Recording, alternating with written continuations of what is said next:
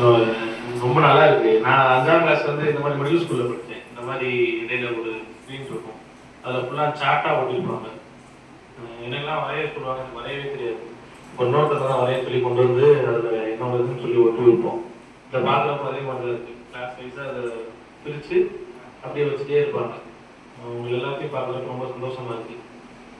நான் வந்து ஃபஸ்ட்டு நடுநிலை பள்ளி தானே, இவங்களுக்கு எதுக்கு நம்ம சின்ன சின்ன பசங்களுக்கு இதை ஏன் சொல்லணும்னு நினச்சி தான் உள்ள வந்தேன். சார் ஒரு ஃபைல் ஒன்று எடுத்து காமிச்சாரு.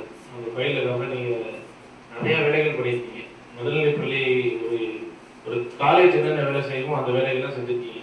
இந்த இஸ்ரோஸ்க்கு லெட்டர் அனுப்புறது, கோவிட் ஃபண்ட் அனுப்புறது, ஒரு மெச்சூர்டான ஒரு மிடில் ஸ்கூல் இது. மெச்சூர்னா ஒரு முதிர்ச்சி அடைந்து மிடில் ஸ்கூல். சின்ன பசங்க மாதிரியே நீங்களாம் இல்லை.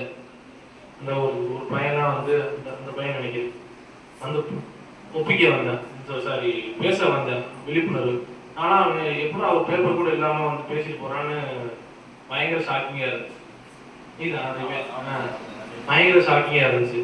அதே மாதிரி இந்த அந்த பொண்ணு நீங்களும் வந்து பாட்டு பாடுறீங்க. அதுதான் வந்து பாட்டுக்கு வருது, பேசுது, போகுது, இதெல்லாம் எப்படா இந்த நாலேஜை மண்டைக்குள்ள திணிச்சாங்கன்றதே ஒரு பெரிய கொஸ்டின் மார்க்காக தான் இருக்கு. ஸோ எல்லா பேருமே யாருமே அண்டர் எஸ்டிமேட் பண்ண முடியாது. எல்லாருமே சூப்பராக பேசுறீங்க, சூப்பராக இருக்கீங்க. இந்த ஸ்கூலை தான் பார்த்தா எனக்கு என்னோட ஞாபகங்கள் எனக்கு வருது. நான் ஒரு இங்கிலீஷ் மீடியம் ஸ்கூலுக்கு போயிட்டு வந்தேன்.